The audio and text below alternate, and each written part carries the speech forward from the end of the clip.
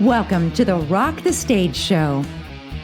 Each week, international media expert Rich Bontrager has in-depth and personal conversations with celebrities, top leaders, authors, speakers, and media professionals.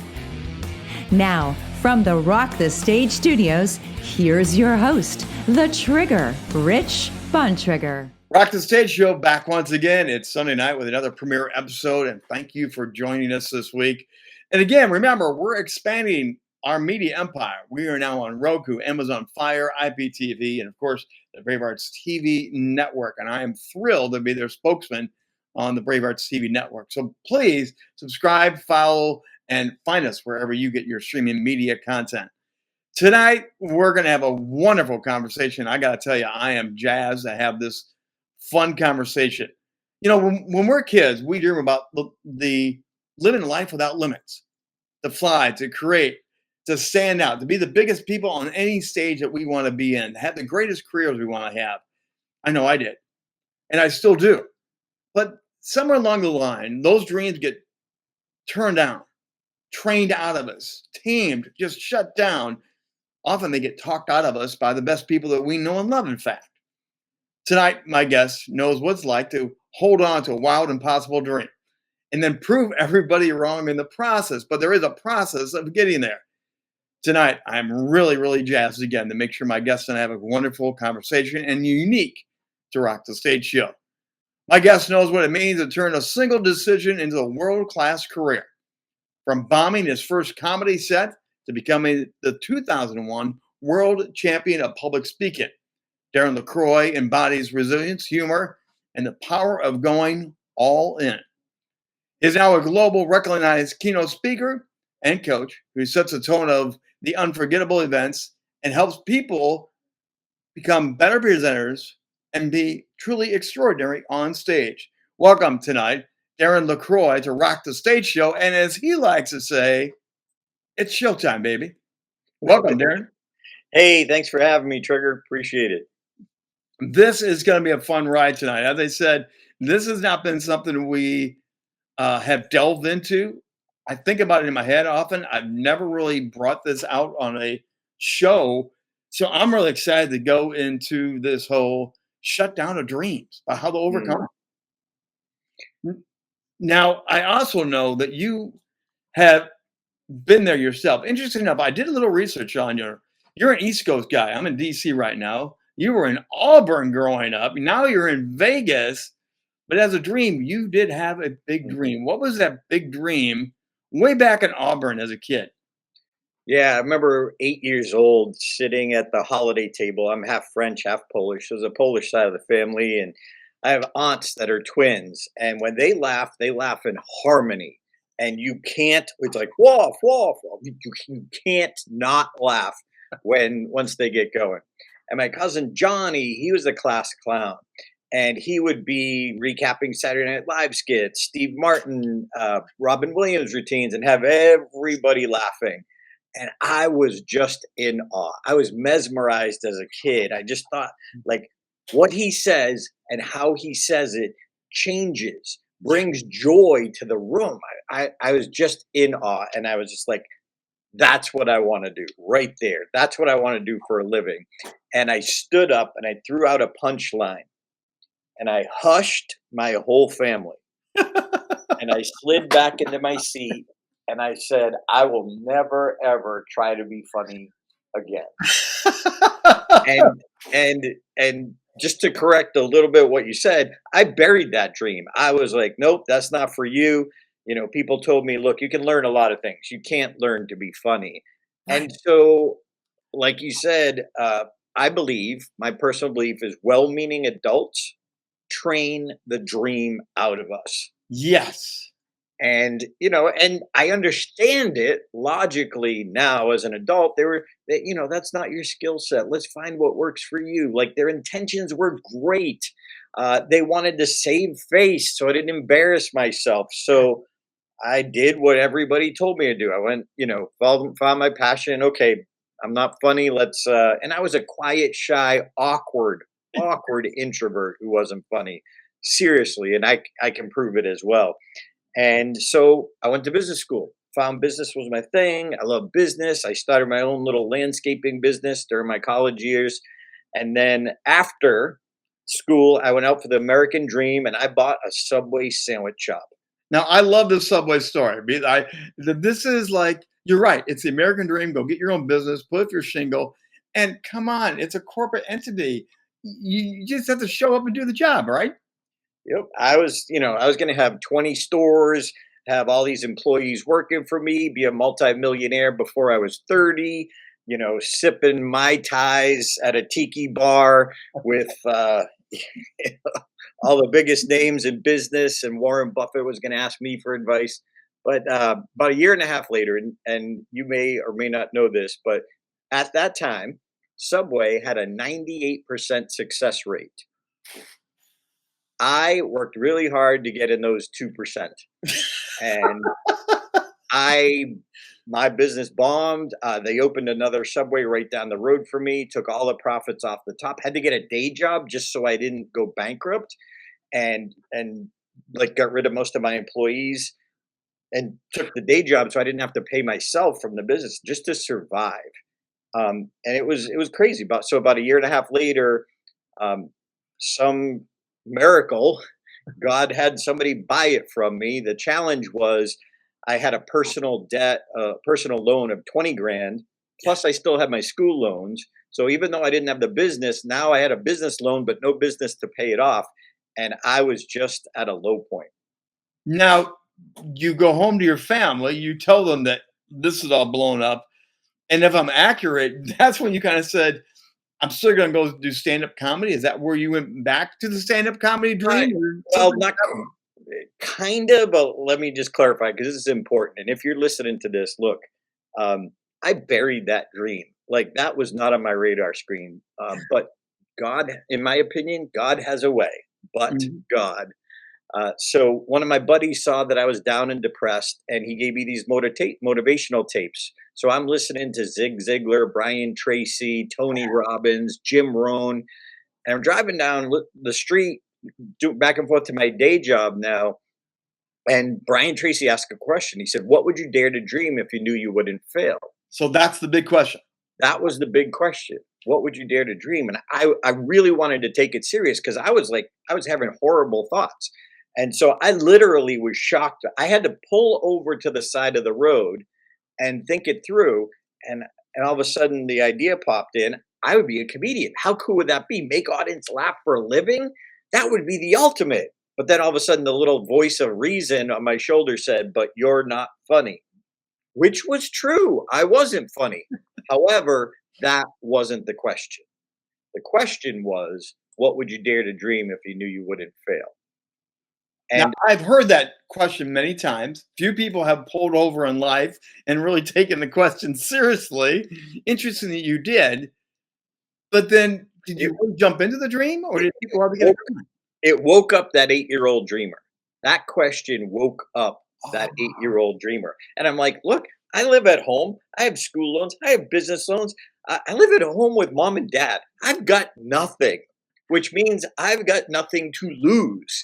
So, and I'm so thankful I was at that low point, because if I wasn't at that low point, Trigger, I probably would have worried about me or my ego or whatever.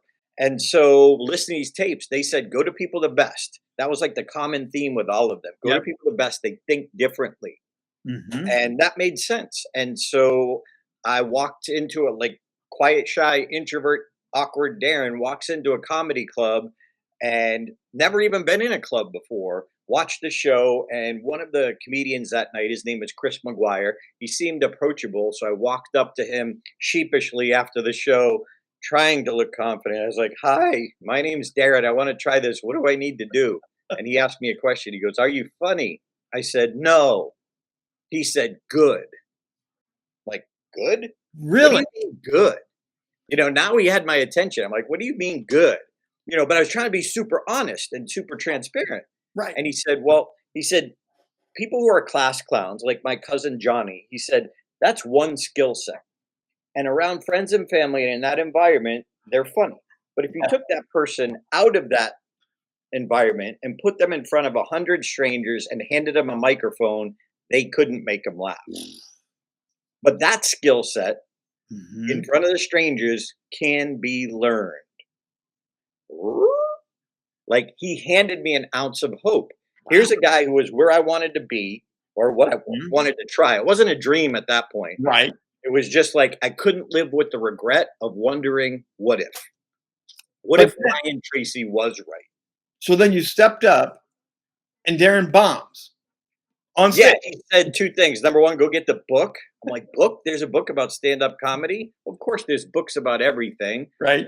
But I didn't think that way. I didn't think about stand-up that way. He said, number two, you need to go to open mic nights. Duh. Now watch yourself. Compare yourself to someone else who's starting out. Didn't even dawn on me. So on Sunday, I went to a little comedy club called Stitches in Boston outside of Fenway Park. And I walked in. I was like, the stale beer, the sticky floors. I was like, this is where the cool kids hang out. And I watched people go up for their very first time. And they were horrible. And I thought, I could do that. I could do that. It inspired me. You know, when I told my friends and family, they compared me to Seinfeld. Now here I was looking at other people just starting out as like, that I could do. I can embarrass myself. So that was okay to know you're going to tank it, but everyone else is. You were in a safe environment to tank it. Yeah, it's an open mic night. And That's so liberating. I went to Stitches every Sunday night for 2 months. It was April 26, 1992. And I brought some of my friends with me because who I was, mommy's boy, quiet, shy mommy's boy, I would never have done this. So I told them, I said, you make sure I go up there. No matter how bad I cry or whine or scream. I'm like, I'm never doing this again, but you make sure I go up there tonight. And, you know, we talked a little bit, Trigger, about faith early on. It's like, what faith did it take for that first step David took towards Goliath? Yes.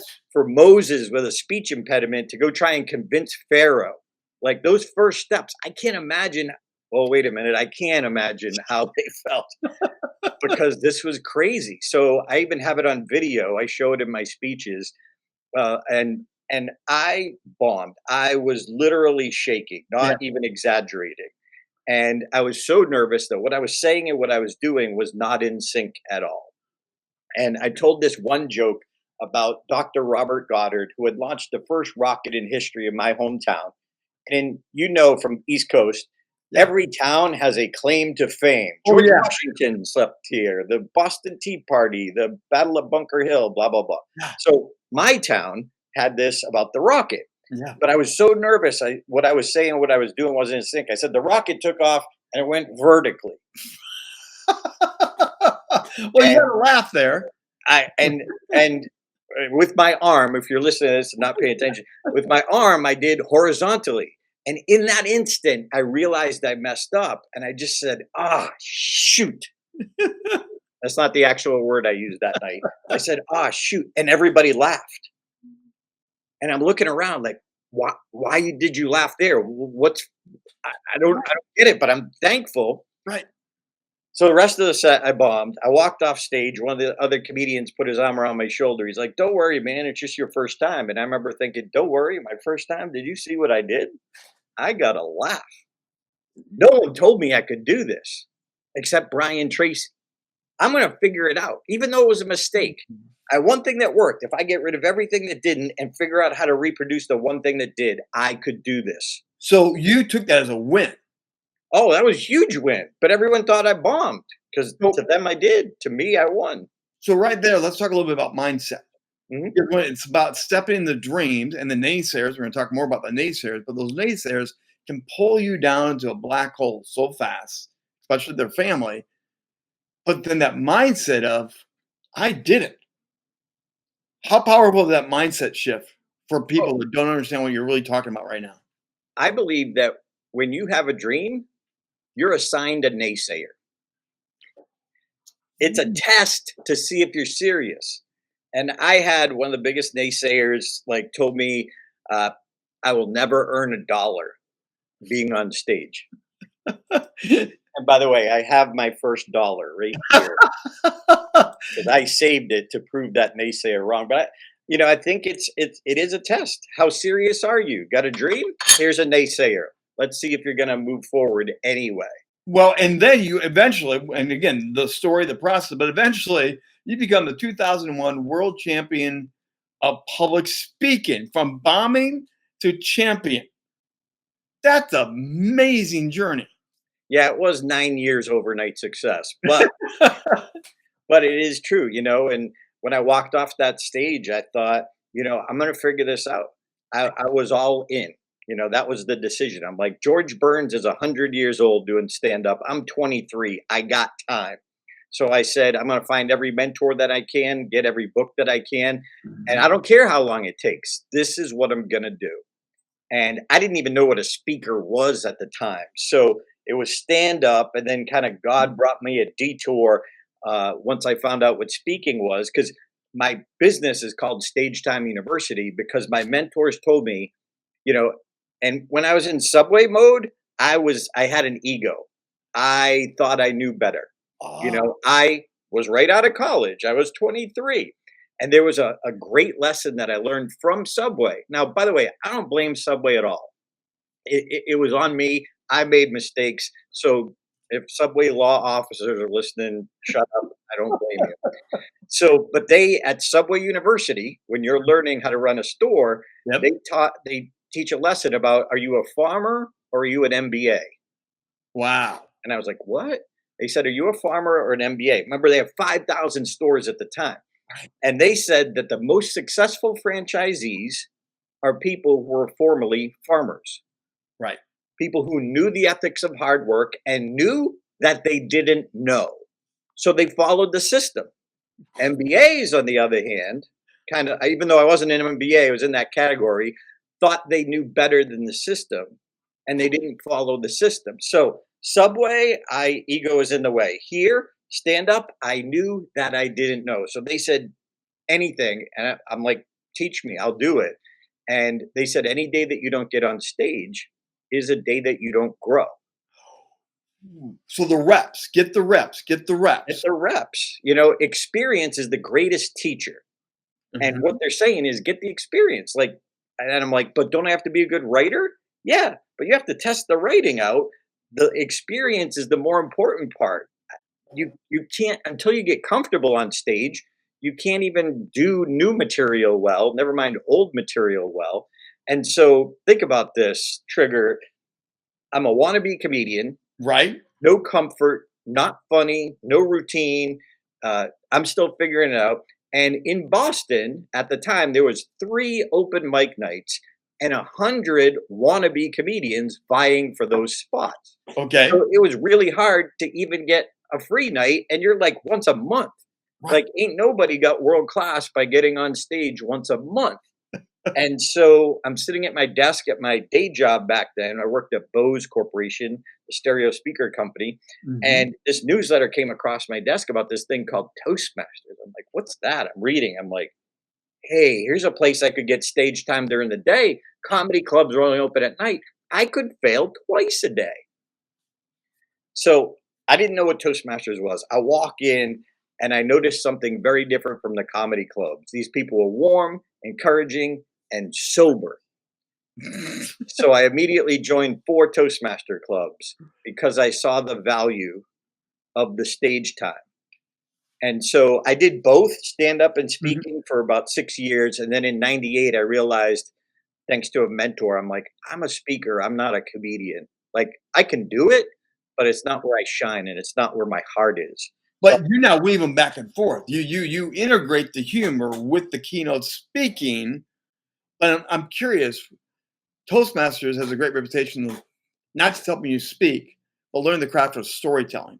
And comedians, it's not one joke, it's a story that you tell to weave the jokes. Really, isn't that more what's yeah, and I'm so thankful for my startup stand-up background because it gave me the confidence that I can handle anything. I mean, give me a sales group, bring it on. I don't care if they're drinking, I will ruin you. So it set the groundwork for confidence on stage, but also, one of the things that I teach now is I have an event called Connect Quickly with Any Audience. and it's using comedy secrets to connect. Yes. See, most presenters, even professionals, we know our content, we're confident, but every single audience is different. They live in a different world. Right. So I think, my opinion, it's our job to connect our content to their world. So you have to learn to read the audience. You have to know who you're Well, talking to. not even read them, but we teach people in that event how to research. And Oh. Chris McGuire, that comedian that I first met that very first night, he and I work together. We do this event together, but I hire him. I have a group of plumbers and HVAC contractors coming up in Vegas. Biggest keynote of my career here in Vegas, coming up in 2 weeks. Okay. I am not a blue collar guy. That's not my world. Okay. So I need to do the research about the venue, about the industry, about the people. I'm the closing speaker. I'm going to go spend 2 days at the event. No charge I want to hear what they hear, see what they see, think what they think, and create humor to connect. So it's almost like I do like 5-10 minutes of comedy about them to get them to connect to me and trust me. And then I deliver the content I was there for. I remember someone else early in my career talking about do the research, learn their language, learn their mannerisms a little bit. What's the trade secret? So you do get the mindset of you're really in with them while you're presenting, not talking to them. You're kind of one of them. Absolutely. And I mean, I just spoke a while back about to the Worldwide Water Park Association.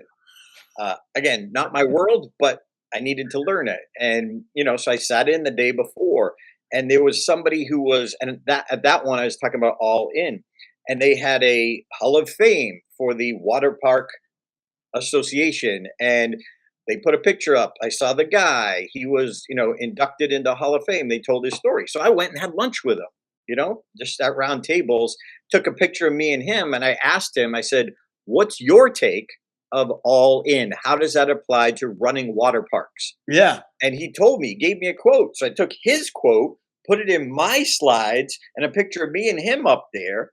Now that connects my content directly to their world with a guy who just got lifted up by the whole association. In real time, and you are in like Flynn. Like that's a great tip to grab that and put that in your deck. So great success, world-class speaker. Now let's go back in time and let's talk about the naysayers and how to overcome that. Because I think it's interesting that, again, like you said, we're untrained. They tell us the fears, the doubts, the limitations. They crush our dreams. I live with a lifelong stutter. And my parents and friends, especially my friends, did it. My cousin was the worst one that doubts my dreams. Now I'm a 35-year broadcast veteran public speaker. Same type of situation. So what can we do when they try to untrain us? What can we do when we are blanketed with that? No, not you, not good enough. Yeah, action. The biggest way to overcome doubt or that voice in your head is to do something. At my desk at Bose Corporation, I had 2 quotes in front of me that kept me moving whenever that voice of doubt comes up. So I say, when you hear the voice of doubt, drown it out. And so these 2 quotes, one was anonymous. I don't remember who it was, but it said that the mighty oak is just a nut that held its ground. And the other one was Vincent van Gogh said, if there's a voice inside your head that says you are not a painter, then by all means paint, and that voice will be silenced. And so I computed that into, there's a voice inside your head that says you're not funny, then just make people laugh, and that voice will be silenced. Why do you think the naysayers do that to us? Why do you think so many great dreams, which you talk about, dream big, go for it, all in? Why do you think they do that? Where does that come from, do you think? And I just think it's easy to criticize others. People, it's their ego that they want to tell you you're stupid. Look, we all judge. We do. Mm-hmm. Some people like to judge louder than others. And if you have a dream, they're wanting to point out you'll never get it. And they want to be right. you know, and again, we could talk all day long about why they do it. Who cares? We are the CEOs of our dreams. Mhm. We can choose who we listen to and who we don't. And so we also got to be careful who we share our dreams with. Ooh, let's go there for a minute. Let's Sure. talk about that because sometimes we're so excited we just splash it everywhere. Sometimes Kids, we need to protect and guard ourselves from our own mouth, don't we? absolutely. And look, and I have to catch myself. So I'm still guilty of this. Um, and I still have that little imposter syndrome on my next big We all crazy do. ridiculous dream. Honestly, I think if we're motivators, you and I are speakers, we're motivators. If we truly want to motivate people, who are we to motivate others if we're not working on our next big crazy ridiculous dream? Oh yeah. Big, hairy, audacious goals. Amen. Amen. So sorry, I don't know if I went off on a tangent, No. but I have to tell you this. So I won the world championship in 2001. Yep. Telling that story around the world, 47 international cities, every state, blah, blah, blah. So in 2012, this man named, do you know Mike Rayburn? I actually had just had Mike on the show a few weeks ago. Oh, cool. We had Well, a great time. Mike moved to Vegas many years ago. And when he did, we started a mastermind group. So we're sitting at BJ's restaurant and we're at this booth table and we're going around the table and, just kicking off the mastermind. What's your big, crazy, ridiculous dream? And he goes, and I felt myself sliding into my seat because I knew he was going to ask me. Yeah. I knew I had to be honest. So Mike goes around, he gets to me and he says, what's your big, crazy, ridiculous dream? I was like, well, I always loved true life movies and I love the movie Rudy. And I thought, well, what if they made a movie about me? But who am I to have a movie made about me? And Mike slammed his hands on the table, got right in my face. He goes, who are you not to? That's Mike. Who are you not to have your dream? And I was like, oh, and boom, in that moment, my next dream was born and got clarity. And so took me 9 years to write the movie script, but here Yep. it is. I had to learn how to do it, learned a ton about storytelling. And now I'm in the process of trying to sell it to Hollywood. So let me ask you, who would you pick to play you? That's a great question. I have to Who look would at you what are pick? the cool kids look like these days that are actors. Mark Brown. Mark was my coach. He was the '95 world champion of Mhm. public speaking, and he changed my speaking forever. We could talk about that if you want. But when I asked him, I said, Mark, because it's a big part of my story. I said, Mark, who's going to play you? He's like, Denzel. Like he didn't even hesitate. Denzel Washington. Come on. Now, how much of all of this transformation of doubters to belief to step in, how much of this is transformation is skill and how much is rekindled faith in yourself and self-belief? I think it's also, faith in our faith. Yes. What is that? What am I supposed to do? Mhm. And I really feel like I'm supposed to tell this story in the movie. Now I'm writing the book version because somebody in Yes. Hollywood said write the book version. So I'm yeah. So we talked about this before a little bit off camera. So I've been praying. I've been Mhm. praying Yes. about this. I've had some crazy things happen in my life. I ended up at the premiere of the Reagan movie last August, Mm. and I met Sean McNamara, who is the director of um, Soul Surfer, and he's the director of a movie coming out right now called Soul on Fire. Mhm. And anyway, I got to meet him, and it was like that's another story. But I'm sitting in my seat, and guy comes over to me, big scruffy beard. He's like, "Is this R432?" And I was like, "Well, that's actually at the end of this aisle, but it'd probably be easier to go around back." And he goes, "Thank you." He starts walking away. I go, "Wait, what?" And I run up to him. I'm like, "Are you Sean McNamara?" He goes, "Yeah." And so I look at it that like God brought him over to me Mhm. because I didn't. I was trying to be like, "Don't be fanboy, don't be fanboy," because I'm with 2,000 Hollywood people, and I'm just like, Divine opportunities are a great thing to step into, but a lot of people don't step into divine opportunities. "Yep, amen, But amen." that's another one of those self-doubts, I think. Those are those self-doubts that we have of, he would never stop to talk with me. No, I'm going to bother him. And I've heard from so many celebrities, actors, leaders, they actually want you to talk to them. Mm.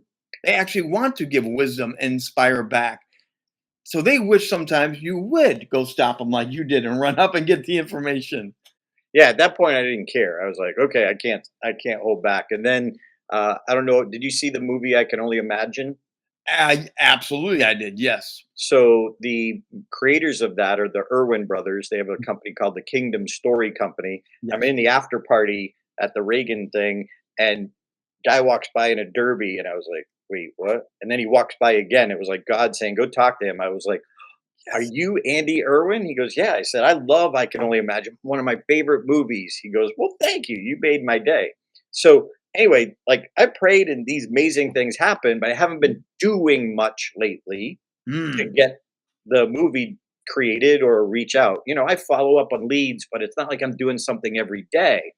And then about 2, 3 months ago, one of my students, who was my accountability buddy when I was working on 17 Minutes to Your Dream, mhm. she just reached out randomly. I hadn't talked to her in a year, and she's like, "Hey, Darren, I have to tell you, I'm decided to write a book. So to get re-inspired, I went back and reread 17 Minutes to Your Dream, and here's my day one."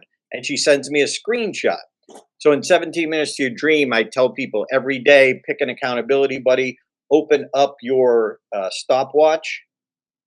Open up your Yep. stopwatch, sit down and focus for at least 17 minutes. Right. And we're hoping you get caught up and you go more. But if you can do it every day, you can gain momentum and get breakthroughs. Anyway, so she says, "Here's my day one." Boom. I was like, "Well, that's cool." So I go to bed. Next morning, I wake up. I'm like, wait a minute. I forgot to do stuff. To Oh, do what made me successful with my last dream is when I just push myself. I did stage right. time, stage time, stage time. I realized I'm praying now for this thing to happen. God's been having these amazing things happen, but I haven't been hustling. Hustle and pray. Hustle and Boom. There it is. So I got a divine download. So I went back every day. Since then, I've been writing, that version of my story in book format. And I started, if you're listening to this, you can go to Substack, substack.com. It's an yep. article bank in place. So if you look up Hustle and Pray, I'm putting chapters out there a couple times a week and asking for feedback. Hey, is this good? Should this be in the book? So I'm trying to inspire by example. And when this is for me, Trigger, I feel like when I do that, showing people, doing daily videos, here's what I did today. I'm inspiring by example. And I feel like that's what I was called to do. So I was going to mention that I was on your YouTube channel in preparation for the show. You just dropped one today. It's only like a minute 13, but you are inspiring about this very concept that we're discussing right now about dreaming big, go for your dreams, stepping into them. But I went back and you're like dropping, dribbling these things all over the place all the time. What does that mean for you to inspire people to get over what you went through yourself? The doubt, the pain, the shame. What's it like to you to be the voice of support now? I feel like that's what I'm meant to do. Like even, starting to stand up and having that story of quiet, shy, introvert Darren Yeah, who goes on to be the world champion, the least likely person to ever do that. right. I just I wish I could explain it. I feel like it's my mission, it's my purpose. And when I do, and when I inspire people, like my initial dream was the ha-has, and Mhm. now it's the ahas. I also want to brag on your accomplishment. I truly mean this. I saw the video clip of you sitting on a little chair, talking to the empty chair. It's part of your keynotes. You're talking to the young version of yourself. Now, people have shared their stories, but you actually are dramatizing that conversation and you have a child's voice speaking back at you. That is a powerful concept because we've all thought about going back, talking to our younger self. It's a common interview question, but you actually reveal the conversation. You actually expose yourself both as a child and as an adult. Mm. How powerful and what made you do that? To expose yourself that raw like that. Well, it actually came from one of your previous guests. I had an idea with Mike Rayburn years ago. Mike Rayburn, great speaker, Mhm. MikeRayburn.com. He had this hologram that he did I don't know if you've ever seen it, but he did a hologram keynote where he played guitar with a hologram of himself playing guitar. And in a conversation, he and I chatted about it. I was like, what if you had your son, do a Yes. little hologram of you when you were young and you went back and had a conversation? He loved the idea and he never did anything with it. So I went back to him. I'm like, hey, if you're not going to use that, now we're talking hologram, which is a Yeah. Yeah. ginormous investment to not only create, but then to deliver each time. So Mhm. I said, okay, but how can I? And I think, Trigger, that's one of the things that I got really good at, asking the question, how can I? Yep. How can I? What can you do today where you are with what you have? I think too many people wait. Well, when I get this, well, when I Yeah. get this, when the kids move out, shut up. Like your kids are watching, they hear what you're saying. Your grandkids are watching, they hear what you're saying, but they learn from what you do. They learn from what you do. So I thought, how do I replicate that? So I have two little children. Anyone can find this on TikTok. I have two little children's chairs, like from play Mhm. school, kindergarten type of thing. And I walk over to that section on the stage and I sit down and I had my friend's son record the child voice and I actually have it embedded into PowerPoint slides. So I'm advancing the slides Yeah. because I didn't want to try and time it out Right. because I delivered it that time in front of like 2,000 people. I didn't want Mhm. to time it out because I want to let them laugh. And I don't know how long that would be. So I literally advance the slide every time the kid talks. And then I advance the slide. So it's an embedded audio. Nothing changes on the screen, but it's embedded audio. And it just really works. And people cry and give It also demonstrates something else you speak about is the simplicity of communication. You could have gone hologram, big, big. You simplified this to keep the story in the focus, the intentionality, what you want to convey in the message, but it's powerful. Simple can be powerful. It usually is, because it's also clear and it's about the audience. Yeah. So I ask the question when I walk across stage and I have a little time zone music, time travel music Yeah. that brings me across the stage. So it adds a little dramatic effect. But I ask the audience, what would you say to the 8-year-old you? I have a couple more questions for you, but first we want to make sure we get people going to you because here's your website. What are they going to find when they go there? What are they going to learn about Darren LaCroix? Does this go to my Darren LaCroix site? I have a Yes. lot of sites. Yes. So yeah, Darren LaCroix, the keynote speaker version. If you want to learn how to be unforgettable on stage, stagetimeuniversity.com. I got a podcast called Unforgettable Presentations. Yeah, I'm on TikTok, YouTube, Instagram, all of the above. I, and I feel compelled to share, what I'm learning along the way, not just, oh, look at me, how great I am. Hey, here's my struggle. I Yes. didn't want to get up in the morning. I didn't want to sit down and write today, but I did because I have an accountability buddy. So That transparency is so important and going to go check out Darren's website, learn more about it, and connect with him deeper and deeper. Now, before we let you go, we're going to have a couple of those fun what if dreaming questions for you. mm, Number one, first of all, you bombed on stage. And if you could turn that bombing on stage into a movie scene, which you're working on a movie script, what would the title be and who would play you? Now, I already asked you who would play you, but what would be the title of that bombing scene? well, the movie title, the script title is Least Likely. Okay. That bombing scene is, what would I title that? Uh, um, it might be the Epiphany. Ooh. It might be the miracle laugh, or the one laugh, the one The laugh one, that the changed one my laugh. life. How about this one? You do love to dream big, and you have done countless events worldwide, mega audiences. But if you could deliver a keynote on Mars to the first human colony on Mars, you are brought in to make them laugh on Mars or give a keynote. What would your opening segment be on Mars? Hmm. Dream big. One decision changes everything. All in. Oh, marvelous Darren LaCroix, thank you for being a great guest tonight on Rock the Stage Show and for sharing your insights. Stay in touch, and thank you very much. All right, go rock the stage now. Go rock the stage. There we go. Darren LaCroix on Rock the Stage tonight.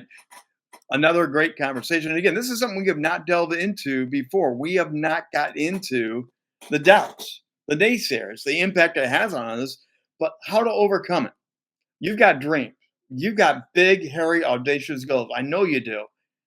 Step into them. Go all in like Darren's talking about. Because you'd be amazed at how many people will cheer you on, will support you, and they come out of the woodworks from people you may not even realize. We all have the doubters. We all have the naysayers. But dream big, and go all the way in. That's going to do it for this week on Rock the Stage Show. We'll come back next week again, 7 o'clock Sunday nights. We premiere another new episode. And you never know who our guest is going to be, or you never know quite what the conversation is going to be about. Come back and join us again. We'll see you on Roku, Amazon Fire, IPTV, and of course, the Bravehearts TV network. Until next time, I'm the Trigger, Rich Bontrager. We'll see you for Rock the Stage Show.